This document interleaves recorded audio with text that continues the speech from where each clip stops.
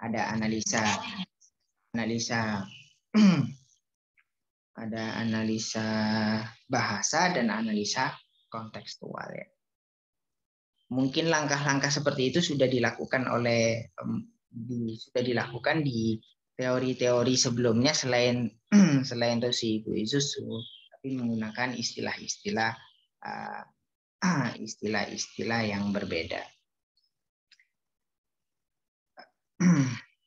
Terkait dengan biografi Toshihiko Izutsu, seorang profesor ya, seorang guru besar universitas dan penulis yang banyak menulis buku tentang Islam dan agama-agama lain, meskipun dia bukan orang Muslim, tapi dia produktif karena memang produktif dalam menulis kajian-kajian keislaman atau analisis keislaman. Dia seorang anak daripada pendeta atau pembesar agama Buddha, mengajar di Institut Linguistik Kebudayaan dan Belajar di Universitas Keio di Tokyo. Juga ngajar juga di Teheran tentang filosofi, kemudian McGill University dan Montreal, Kanada. Jadi ngajarnya lintas negara. Toshihiko Izutsu ini yang sering juga selain mungkin di kampus-kampus UIN sudah dipakai karena memang banyak kalau di IIKI sendiri mungkin relatif sedikit ya orang dosen kita yang alumni dari McGill misal. Kalau di UIN kan banyak kayak misal di mana di UIN Sunan Kalijaga kayak McGill ada Pak Sairan, ada Prof ada Prof siapa yang sekarang di UIIE deh, bukan UII. Prof siapa itu saya lupa, yang orangnya tampan dulu mantan direktur di Pascasarjana UIN Sunan Kalijaga ya. Seorang profesor yang fasih berbicara lebih dari 30 bahasa termasuk Arab, Persia, Sanskerta, Pali, Cina, Jepang, Rusia, Yunani, tentu bahasa Inggris juga pasti fasih ya. Melakukan penelitian yang bergerak di tempat-tempat seperti Timur Tengah, Iran, India, Eropa, Asia, dan telah dilakukan dengan pandangan untuk mengembangkan pendekatan filosofis berdasarkan perbandingan agama dalam studi linguistik teks-teks metafisik tradisional. Jadi beliau memang konsennya dalam bidang bahasa. Jadi pantas beliau memiliki sebuah teori terkait dengan kebahasaan. Jadi analisisnya pasti dengan bahasa. Jadi kalau dikategorikan bahwa Toshihiko Izutsu ini ketika menafsirkan, kalau semua tulisannya itu dikategorikan sebagai kitab tafsir, pasti analisis menjadi sebuah karya tafsir yang menggunakan analisis linguistik karena memang keahliannya dalam bidang linguistik ya. Analisisnya menjadi analisis lugawi atau pendekatan lugawi, pendekatan kebahasaan.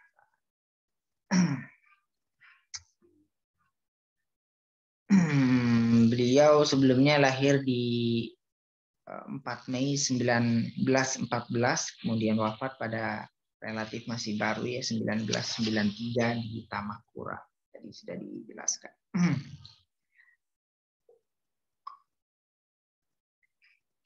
Biografi, karyanya banyak sekali ya.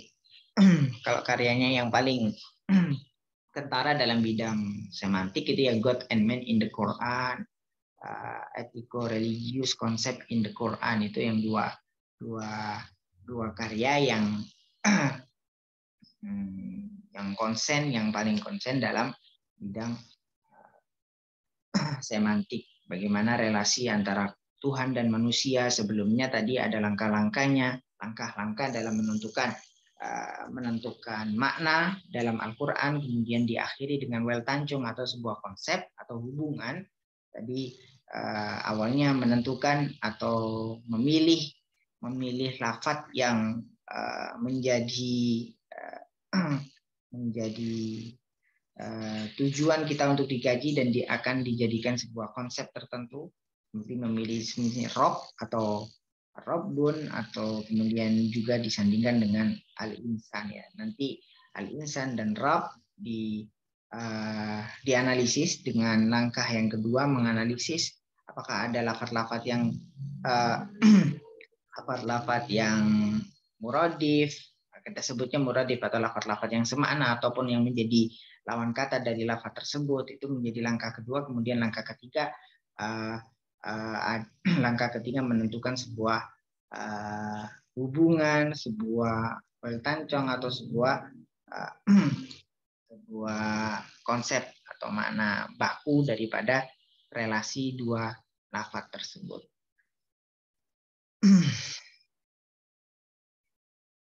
Ada diskusi? Silakan kalau ada diskusi dulu, Mbak.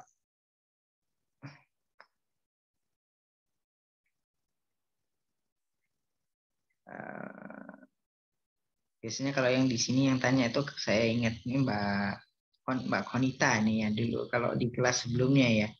Silakan kalau ada pertanyaan. Nggak ada? Oke.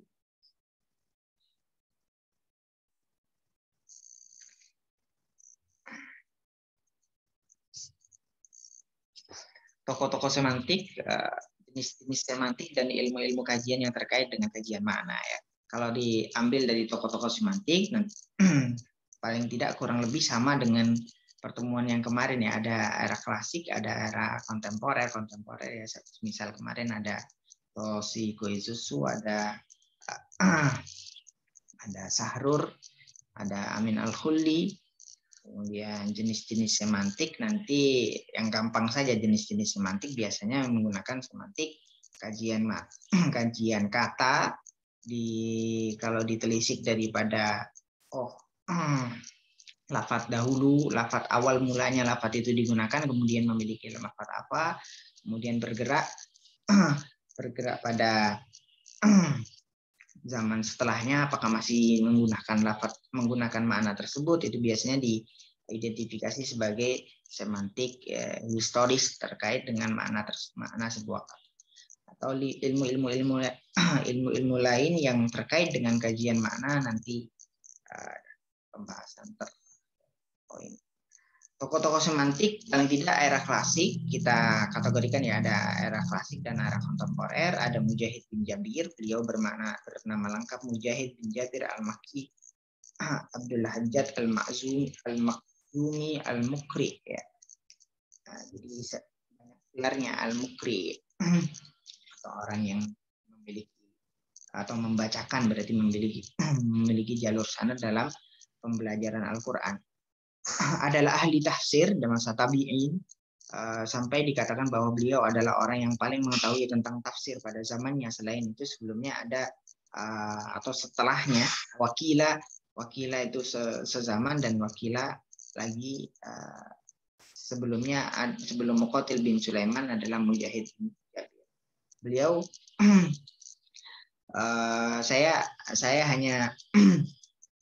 saya belum bisa memastikan kalau Mujahid ini sama seperti Muqatil bin Sulaiman yang memiliki kitab tafsir lengkap ya, karena saya belum melihat kitabnya langsung. Jadi ada yang mengatakan bahwasanya selain Muqatil bin Sulaiman, tapi kalau dianalisis bahwasanya Mujahid ini adalah bukan sezaman dengan Muqatil bin Sulaiman, sedangkan Muqatil bin Sulaiman itu dikategorikan sebagai tabi'in bukan tabi'in. Maka Mujahid bin Jabir ini benar memiliki tafsir, memiliki karya tafsir, tapi belum lengkap sebagaimana Muqatil bin Sulaiman, karena Muqatil bin Sulaiman dikatakan sebagai orang yang pertama kali memiliki karya tafsir yang lengkap 30 juz. Semantik mulai tampak ketika beliau mencoba mengalihkan makna dasar kepada makna relasional ya. Seperti dalam Quran surat Al-Kahfi yang kemarin, yang wakana lahu samar faqala li sahibihi wa huwa yuhawiruhu ana aktsaru minka malan wa a'azzu nafara. Jadi perubahan makna tersebut terjadi sebagai arti pentingnya konteks masyarakat pada saat itu dan juga melibatkan pada analisis sintakmatis yang sama juga tadi dilakukan oleh Toshihiko Itsushi ya, bagaimana lafaz samar wa kana lahu samar pada konteks waktu itu yang disebut orang kaya itu bukan orang yang bukan lagi orang yang banyak memiliki samar atau memiliki apa namanya buah-buahan atau perkebunan yang luas, bukan. Tapi orang yang dianggap orang yang lebih kaya adalah orang yang aktsaru minka malau wa a'zu nafara ya. Analisis konteks kemudian analisis sintakmatis yang ada pada lafaz itu sudah digunakan oleh Mujahid bin Jabir. Kemudian beliau berpendapat bahwa kalimat samar di situ bukan berarti buah-buahan lagi, tapi berartikan malan wa a'azzun nafara, karena sesuatu yang dibandingkan itu biasanya mestinya adalah hal yang sama. Kemudian yang dibandingkan biasanya adalah banyak-banyaknya. Banyakan yang mana? Kalau yang lebih banyak itu dianggap lebih bagus dan yang lebih sedikit dianggap jelek lah. Maka kemudian lafaz samar, kemudian yang sesuatu yang membandingi adalah mal dan nafar, maka lafaz samar pun diartikan sebagaimana lafaz mal dan nafar.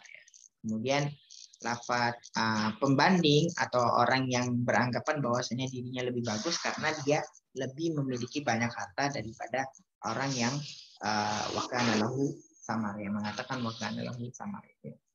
Atau yang diceritakan atau diungkapkan sebagai kana lahu samar. Itu menjadi tokoh pertama dan menjadi sampel bagaimana analisis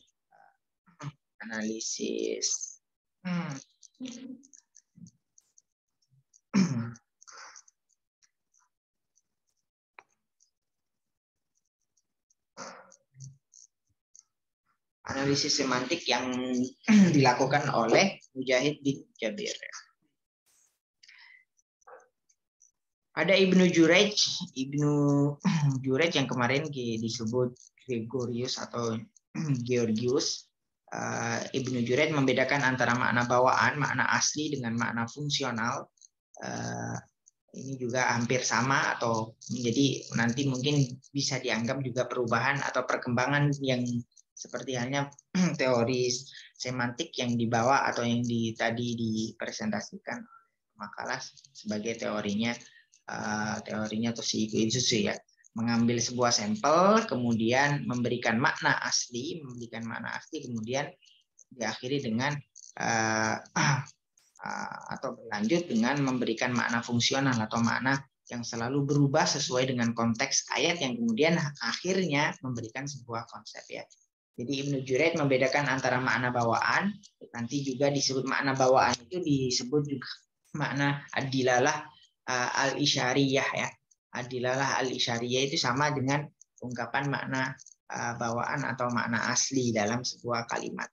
Dengan makna fungsional yang selalu berubah.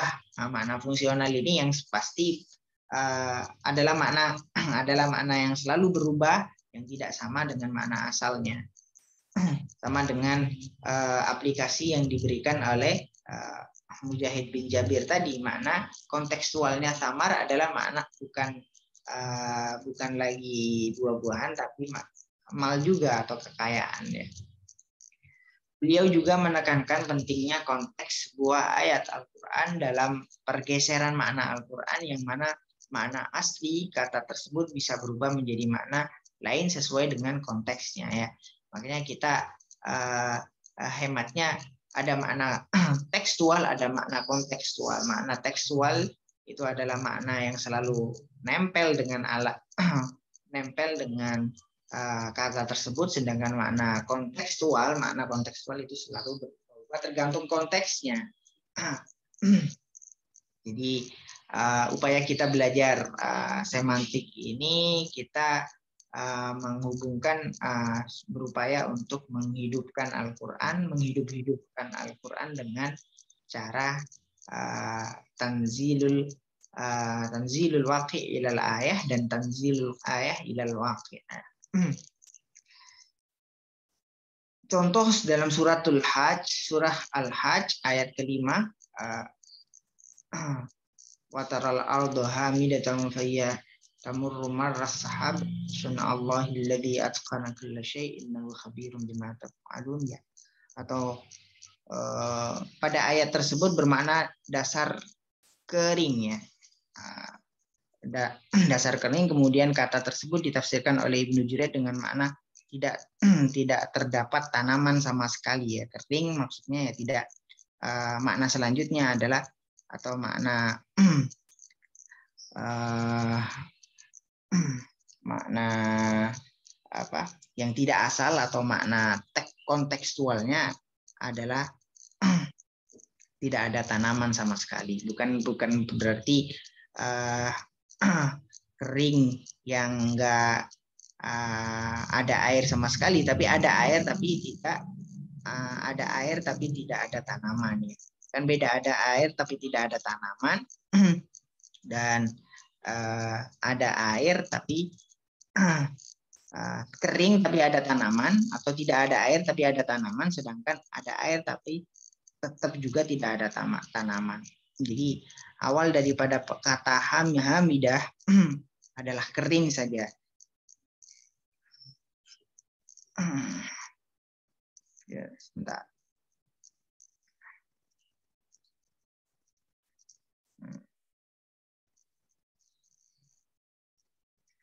Wa taral arda hamidatan fa idza anzalna 'alaiha al-ma'a ihtazzat wa rabat wa ambatat min kulli zawjin bahij, bukan wa taral arda hamidatan wa hiya tamurru marras sahab, ya, bukan. Wa taral arda hamidatan fa idza anzalna 'alaiha al-ma'a ihtazzat wa rabat wa ambatat min kulli zawjin bahij.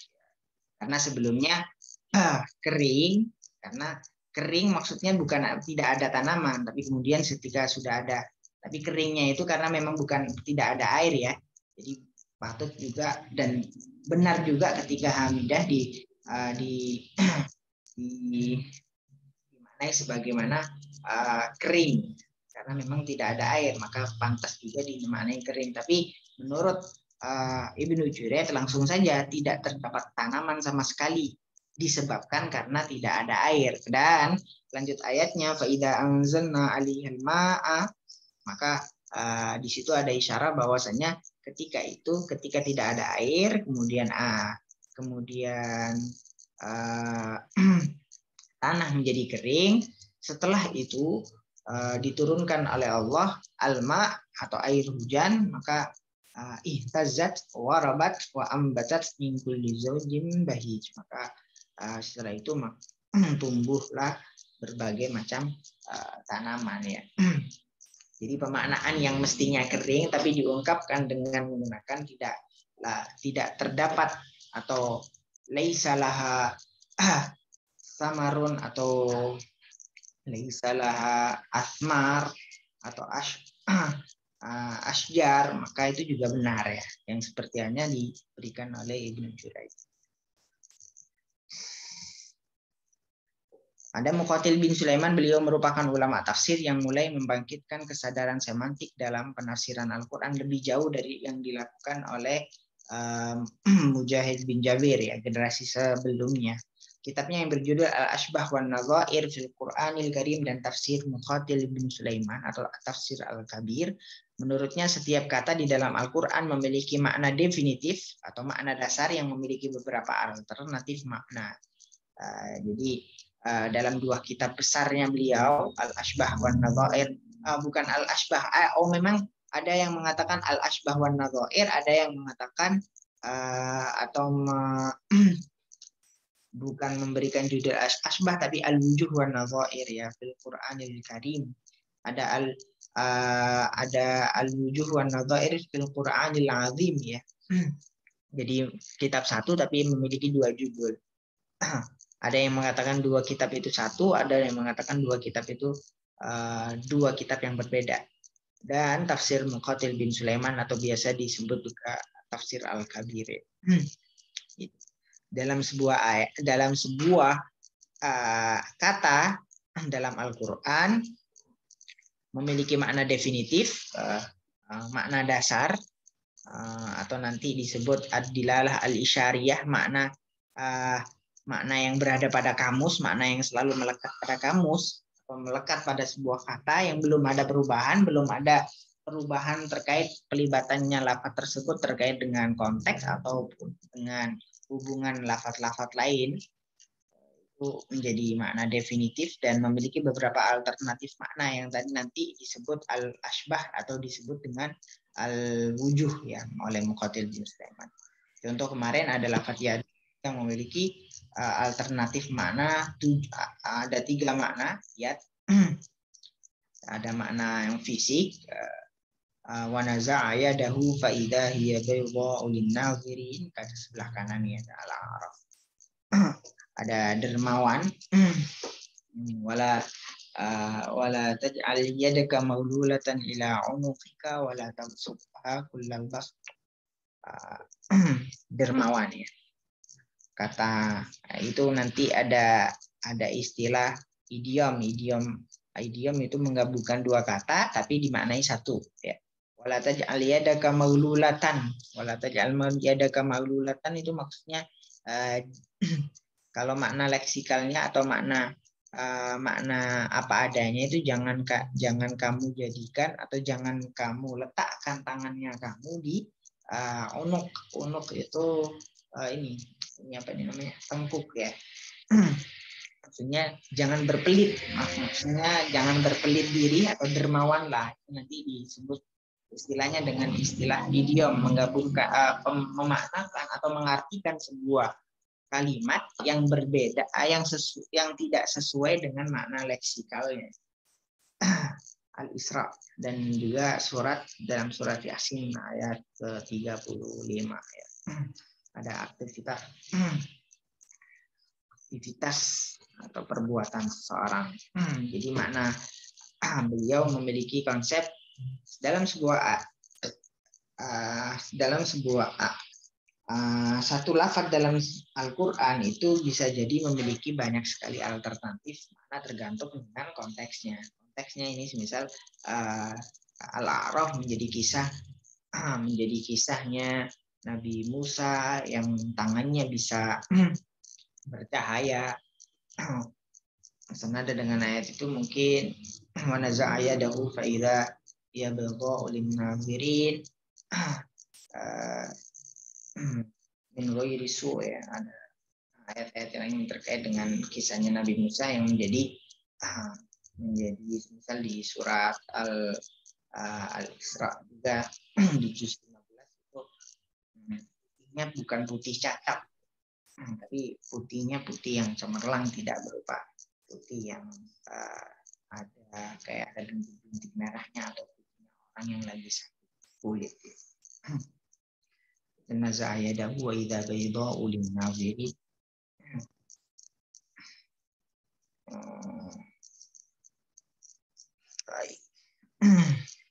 Ada Harun bin Musa. Harun bin Musa ini juga memiliki al-wujuh wan nadhair fil Qur'anil Karim ya. Sejalan dengan Muqatil bin Sulaiman dalam bukunya yang berjudul Al-Wujuh wan Nadhair fil Qur'an. Beliau masing-masing ketika saya meneliti juga kitabnya Muqatil bin Sulaiman Al-Wujuh wan Nadhair atau Al-Ashbah wan Nadhair fil Qur'anil Karim atau fil Qur'anil dalam satu kata itu masing-masing daripada Harun bin Musa dan Muqatil bin Sulaiman memiliki alternatif makna yang berbeda ya. Jadi ini bisa juga dilanjutkan penelitian bagaimana perbandingan antara pemaknaan sebuah kata menurut Muqatil bin Sulaiman dan menurut Harun bin Musa. Karena disertasi saya juga membahas tentang kata-kata menurut beliau dua beliau ini atau dalam tafsir lainnya.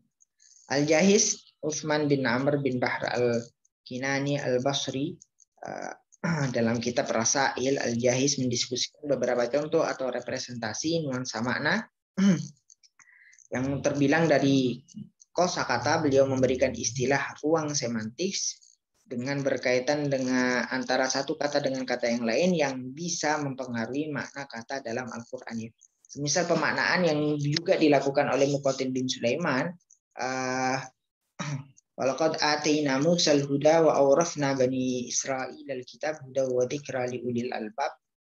Ini beliau langkah-langkahnya sama seperti yang dilakukan oleh Al-Jahiz ini, Utsman bin Amr bin Bahr ya.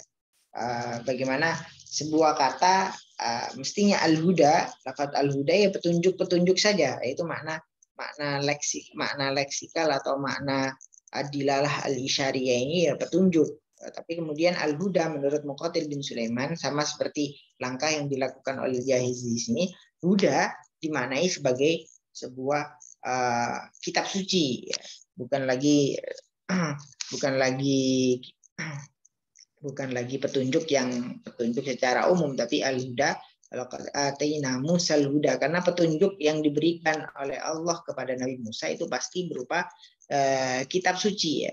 Kitab suci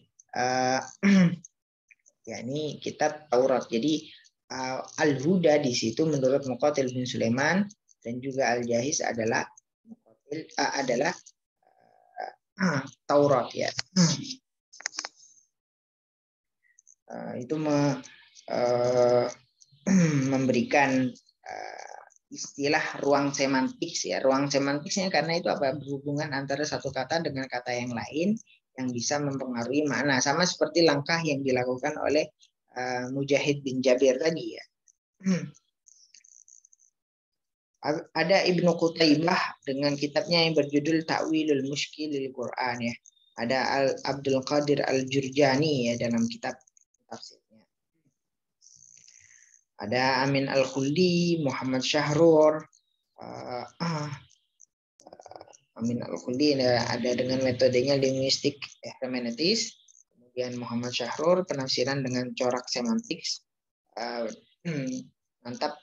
Nampak pada karya yang berjudul Alkitab wal Punah Qiraah. Ada Tosiku itu yang tadi dipresentasikan oleh pemakalah. Dalam bukunya Istilah Semantik Al-Quran mulai populer sejak Izuzu memperkenalkan berjudul God and Man in the Quran ya. Kemudian dalam buku lainnya berjudul Concept of Belief in Islamic Theology, di mana beliau menjelaskan tentang makna iman Islam lengkap dengan semantik historisnya, ditambahi juga dalam terjemahnya. Kebetulan dua bukunya Tosiku Izuzu berbahasa Inggris ini sudah diterjemahkan dalam bahasa Indonesia. Bisa dicari di internet ya. Ada dalam bukunya yang terakhir beliau menyempurnakan metode semantiknya dengan menambah pembahasan tentang struktur batin yang mengungkapkan konsep dasar yang terdapat dalam kata fokus ya. Ada di situ mengkaji tentang ihsan, iman, ihsan, Islam, iman, ihsan, Islam gitu. Dan medan semantik yang membahas lebih dalam satu bidang kata kunci yang memenuhi kata fokus serta pengaruh dalam kunci tersebut dalam pemaknaan ya. Beliau memberikan fokus pada kata-kata yang masing-masing kata-kata itu memberikan indikasi makna yang menjadi konsep daripada etiko-religious concept in the Quran. Ada jenis-jenis semantik. Yang pertama semantik behavioris, jenis semantik yang bersifat umum, tidak terlalu yakin dengan istilah-istilah yang bersifat mentalistik berupa mind, konsep atau ide. Jadi idenya atau konsep dan mainnya ini nanti belakangan munculnya.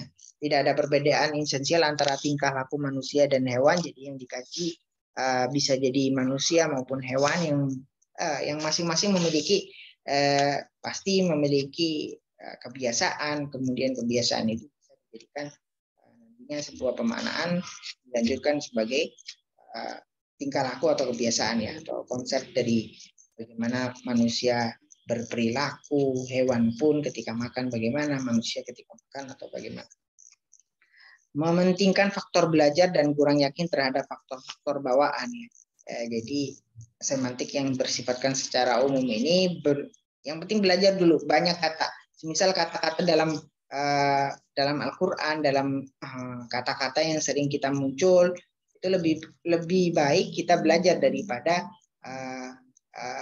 memperkaya sebuah makna, atau hematnya lebih baik memperkaya makna daripada menciptakan makna. Itu ya maksud daripada mementingkan faktor belajar dan kurang yakin terhadap faktor-faktor bawaan. Makna ditentukan oleh situasi yang berarti ditentukan oleh lingkungan, karenanya makna hanya dapat dipahami ketika ada data yang dapat diamati yang berada dalam lingkungan pengalaman manusia. Contoh, seorang ibu menyuapkan makanan kepada si bayi.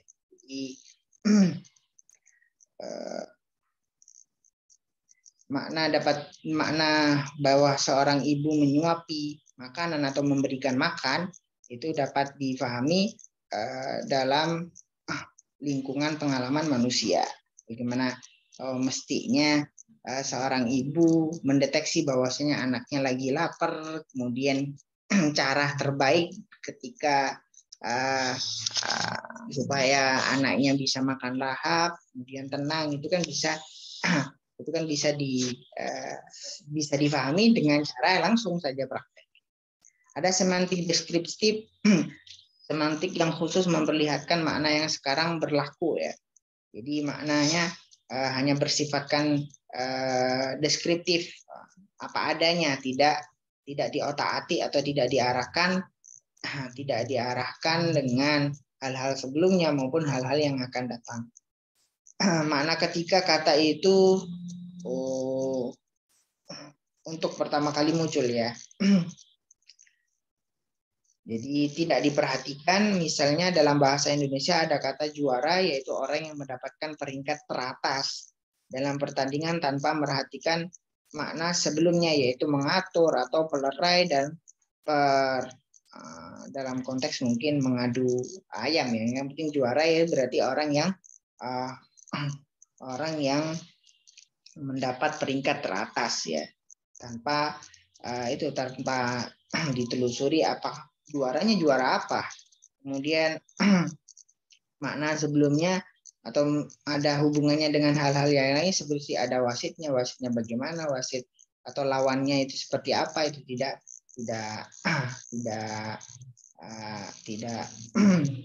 perlu untuk ditelusuri karena bersifatkan deskriptif apa adanya.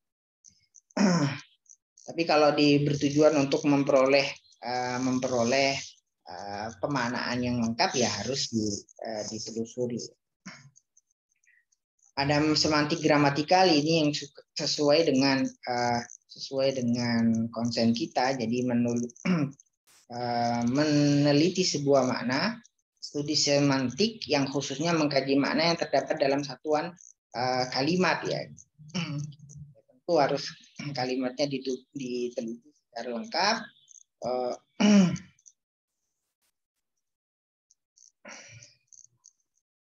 Untuk menganalisis kalimat masih duduk, kakak sudah tidur tidak hanya ditafsirkan dari kata-kata yang menyusunnya. Orang harus menafsirkan keseluruhan isi kalimat itu serta sesuai dengan ada yang dibalik dengan kalimat itu. Sebuah kata akan bergeser maknanya apabila diletakkan atau digabungkan dengan kata yang lain ya. Ketika dirubah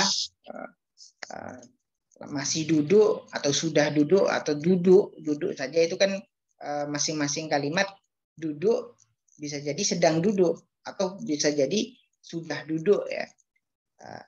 Tapi kalau ketika lafaz kalimat duduk digabungkan dengan masih atau sedang atau sudah, itu kan maknanya menjadi berbeda. Atau kakak sudah tidur sama seperti analisisnya masih atau sudah atau sedang ya. Jadi makna kata atau makna kata akan bergeser maknanya apabila diletakkan atau digabungkan dengan kata yang lain. Ini yang pasti muncul, pasti ada ketika kita meneliti dengan menggunakan analisis semantik ya dalam sebuah ayat suci Al-Quran. Semantik leksikal, kajian semantik yang lebih memuaskan, lebih berfokus, yang lebih mengenyangkan, atau maksudnya kajian semantik yang lebih terfokus pada pembahasan sistem makna yang terdapat dalam kata. Kamus merupakan contoh yang tepat untuk semantik leksikal. Makna setiap kata diuraikan di situ karena di situ banyak sekali muncul, apalagi kalau kamusnya lengkap ya. Semantik leksikal memperhatikan makna yang terdapat dalam kalimat kata sebagai satuan yang mandiri, meskipun sebelum digabungkan dengan kalimat lain. Ada semantik historis dengan gambaran saya tadi, semantik yang mengkaji makna sebuah kalimat dianalisis secara historis. Jadi awal mula kalimat itu ada, apakah menggunakan makna itu, kemudian apakah bergeser di waktu selanjutnya ya.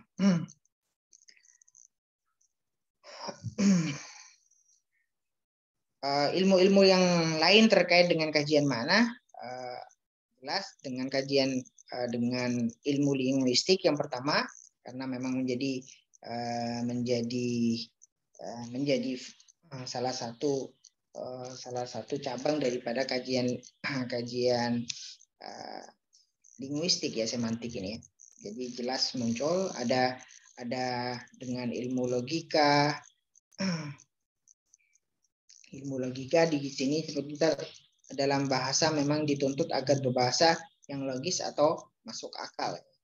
Bahasa ilmiah berbeda dengan bahasa sastra yang tidak menuntut harus selalu menggunakan bahasa yang bermakna ya. Misal wajib, sedangkan ini perbedaan dua poin ini dalam berbahasa memang dituntut agar bisa logis dan masuk di akal, jangan sampai ngalor ngidul, jangan sampai tidak fokus. Karena apalagi yang tentang ilmiah, misal dalam Al-Quran jelas kalimatnya logis dan wajib kita paham secara benar. Kalau tidak paham bisa jadi salah paham. Misal dalam kalimat wa idzibtala Ibrahim rabbuhu bi kalimatin fa'atammahun, di sini ada hubungannya dengan logika, bagaimana arti dari idzibtala itu mencoba atau menguji. Gak mungkin kan diuji oleh Ibrahim, yang mestinya dalam susunan semestinya bukan wa idzibtala Ibrahim rabbuhu, tapi wa idzibtala rabbuhu Ibrahim. Tapi mungkin kalimatnya nanti menjadi berbeda ya, jadi salah. Tapi kalimat ini wajib dibaca secara benar dengan cara merafakkan Rabbu dan menasabkan Ibrahima. Mestinya kan susunannya yang lebih benar adalah yang tepat, ada kalimat fiil kemudian mendahulukan fa'il daripada maf'ul. Jadi di sini ada hubungannya dengan ilmu logika, bahwasanya tidak mungkin Allah itu diuji oleh Ibrahim. Yang benar adalah Allah menguji Nabi Ibrahim. Makanya pembacaan wa idzibtala Ibrahim, meskipun Ibrahim didahulukan. Dengan ilmu filsafat ada contoh wasta'inu bis sabri was shalah. Pertanyaan sederhananya, apa itu sabar, apa itu as-shalah. Jadi kalau dalam kajian ilmu filsafat itu, filsafat maksudnya apa maksudnya, maksud sabar ketika diungkapkan wasta'inu bis sabri was shalah. Jadi pertanyaan sederhana atau pertanyaan sederhana dari kajian ilmu filsafat, apalagi filsafat keilmuan itu pasti, atau epistemologi dari sebuah konsep sabar, itu maksud sabar itu bagaimana ya. Jadi ketika maksud sabar itu bagaimana, pasti muncul sabar itu artinya begini begini begini ya. Kemudian as-shalah itu definisinya menurut istilah, menurut bahasa pasti muncul. Jadi ada hubungannya antara semantik dengan dengan kajian ilmu filsafat. Atau dengan ilmu sosial historis. Contoh ya ayyuhalladzina amanu hal adullukum ala tijaratin tunjikum min adzabin alim. Bagaimana di situ ada ungkapan hal adullukum ala tijaratin tunjikum min adzabin alim tu'minuna billah. Ayat selanjutnya tu'minuna billahi wa rasulihi wa tujahidullahi fi amwalikum wa anfusikum dzalikum khairul lakum. Al-ayah. Di situ ada bagaimana lafaz tijarah, ada pemberian atau ungkapan lafaz tijarah dalam ayat di situ digunakan lafaz tijarah. Maksud daripada tijarah itu kemudian muncul berupa lafaz atau berupa ayat atau penjelasan ayat minuna billahi wa rasuli, wahai orang-orang yang beriman, apakah kamu ingin aku kasih tahu, ingin ku beritahu bahwasanya ada tijarah, ada perniagaan atau akad jual beli yang bisa menyelamatkan kamu dari azab yang menyakitkan ya. Kok ada tijarah, akad jual beli yang pasti muncul ke pertanyaan, kok bisa ada akad tijarah yang bisa menyelamatkan kita, tapi bentuk daripada tijarah ternyata adalah tu'minuna billahi wa rasulihi wa tujahiduna fi sabilillah bi amwalikum wa anfusikum. Jadi dikaji dengan sosial histori bagaimana dulu kenapa kok muncul ayat di sini, karena ayat yang menyinggung tijarah di sini karena kebanyakan orang dulu mencari maisha adalah dengan menggunakan tijarah ya, dengan menggunakan ma'isyah atau bekerjanya dengan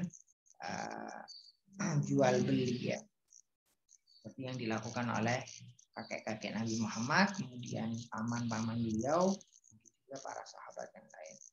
Nabi Muhammad pun seperti itu. Ada dengan hubungannya dengan ilmu politik, bagaimana ketika mengungkapkan sebuah kalimat itu diatur, atau politikus ini memang ahli ya, memberikan sebuah statement tertentu supaya dimaksudkan supaya dia terlindungi, supaya dia pamornya makin naik. Misal pemerintah sedang berusaha menyesuaikan tarif BBM tahun ini. Maksudnya idenya mungkin kalau idenya adalah pemerintah akan menaikkan, tapi kemudian diberikan atau dikalimatkan seperti ini, kalimat yang sedikit lebih soft. Kalau sekarang juga apalagi menaikkannya bukan di hari-hari kerja tapi atau hari-hari aktif, biasanya orang memantengi koran atau mantengin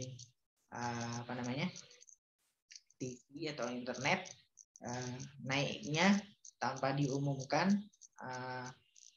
dan di tengah-tengah malam ya.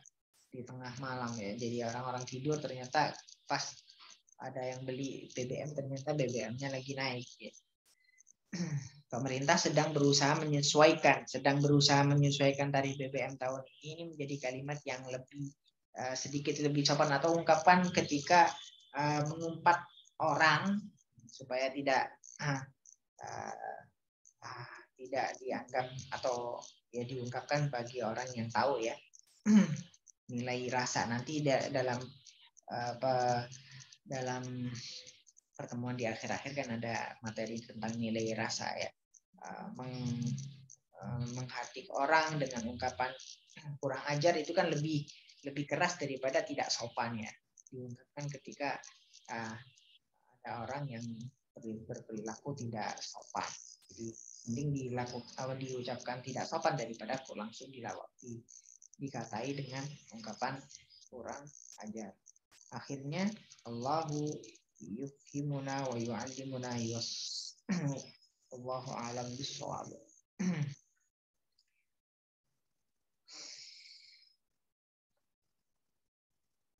Baik.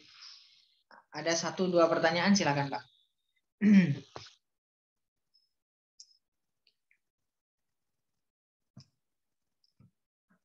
Suara saya jelas kan meskipun tadi pelan-pelan? Jelas Pak. Silakan kalau ada pertanyaan, ada waktu 7 menit atau 5 menit ya. 7 menit. 8 menit.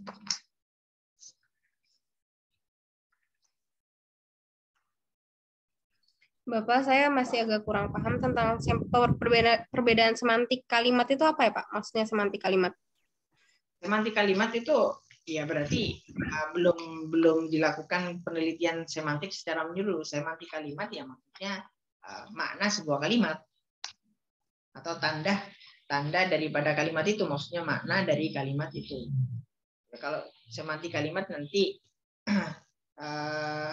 kalau semantik sendiri kan sebuah analisis. Jadi semantik kalimat pertanyaannya jadi tidak seperti itu. Maksud semantik kalimat adalah makna sebuah kalimat, gitu. Jadi belum menjadi semantik. Semantik sendiri menjadi sebuah analisis. Bisa dipahami, Mbak? Iya, iya Pak. Kalau semantik leksikal itu per katanya, kalau semantik kalimat itu per kalimat gitu Pak. Iya. Kalau leksikal itu nanti semantik leksikal, ada semantik gramatikal. Leksikal sendiri itu sebuah kalimat ya. Jadi semantik dan semantik gramatikal. Kalau gramatikal nanti melibatkan sebuah susunan kalimat, sedangkan semantik leksikal atau semantik kalimat itu baru makna dari sebuah kata. Bisa dipahami Mbak Mutia? Iya Pak. Dalam slide berapa tadi saya mengungkapkan pasti sebuah kata atau sebuah kalimat itu memiliki medan semantiknya. Medan semantiknya itu kalau belum dikontekstualisasikan atau belum digabungkan dengan atau dihubungkan dengan kalimat-kalimat sebelum atau setelahnya, itu menjadi makna saja, atau semantik kalimat itu menjadi diartikan sebagai makna sebuah kalimat. Gitu.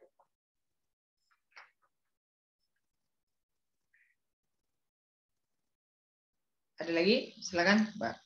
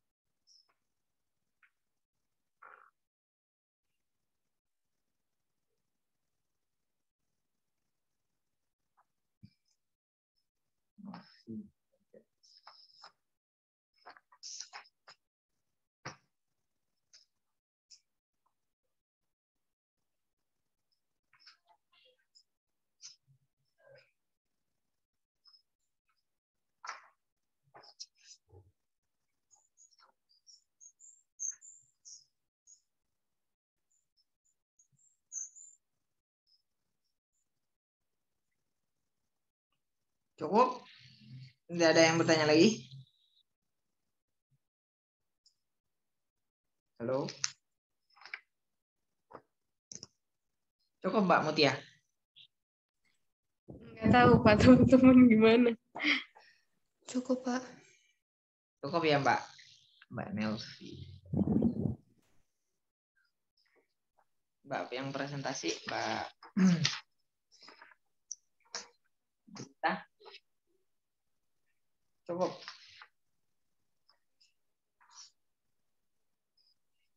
Masih ada Mbak Jelita Arsy. Mbak Kaisa Lutfiyah.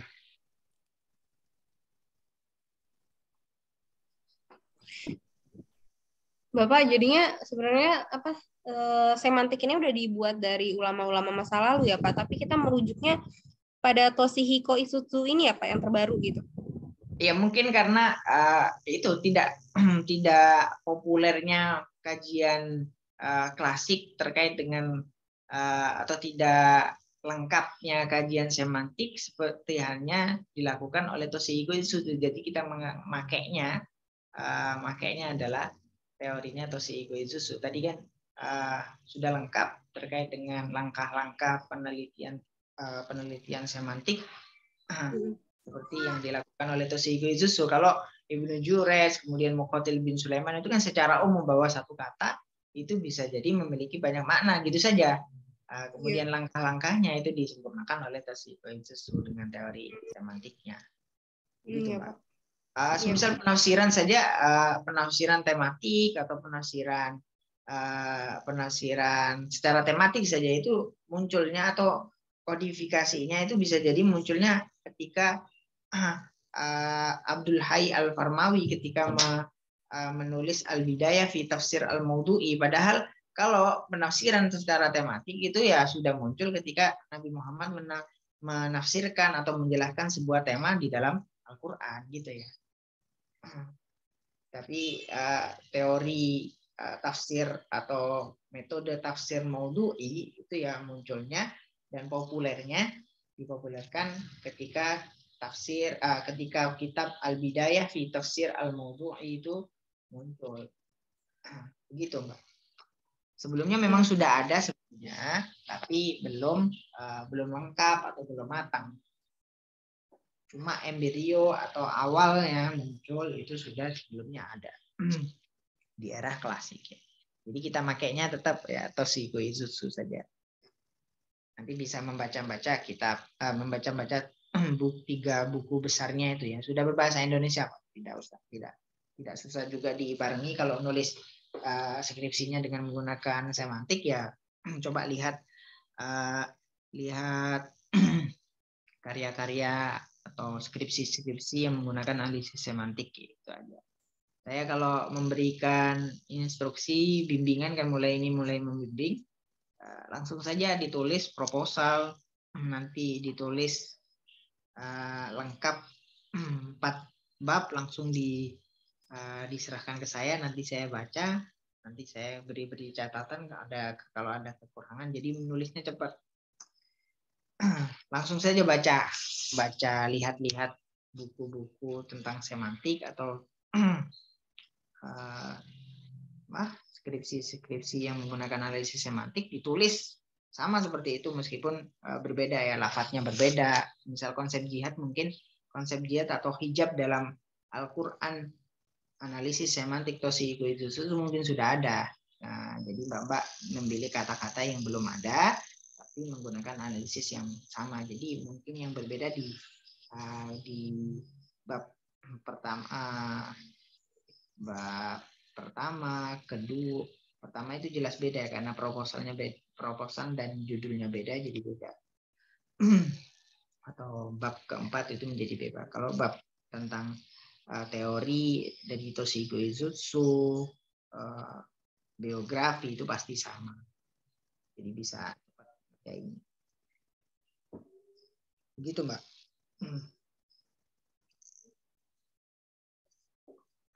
Cukup ya? Halo Pak, dengar suara saya Pak? Ya. Oke. Bapak, apa untuk makalah kelompok 1 revisinya apa Pak? Revisinya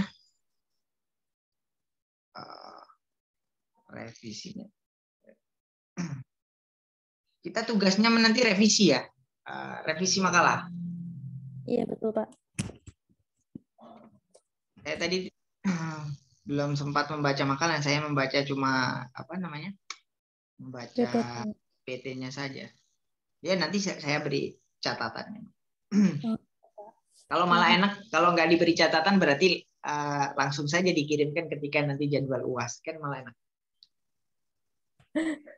Tinggal mungkin saya secara umum memberikan catatan ketika sumber-sumber atau atau yang saya berikan tambahan dalam presentasi saya yang belum ada di makalah bisa jadi menjadi catatan gitu saja Mbak ya. Ya Mbak Jelita ya. Iya Pak.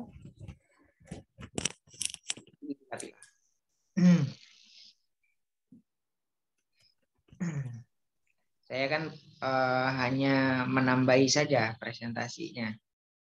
Kalau dikira masih sudah dituangkan semua dalam makalah ya sudah cukup. Baik, saya kira cukup. Terima kasih Mbak Jelita, Arsy, Mbak Jihan Sakhoya juga sini ya, kelompok pertama ya? Iya Bapak. Iya Pak. Iya ya.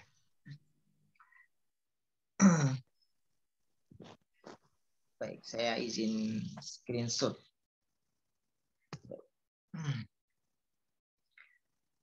Saya akhiri. Akhirul kalam wal afu minkum. Wassalamualaikum warahmatullahi wabarakatuh. Kita ketemu lagi minggu depan. Amin. Saya dahulu. Terima kasih Bapak. Kemudian Terima kasih Bapak. presentasi dari kelompok 1, kurang lebihnya mohon maaf. Wassalamualaikum warahmatullahi wabarakatuh. Waalaikumsalam. Waalaikumsalam warahmatullahi wabarakatuh. Job.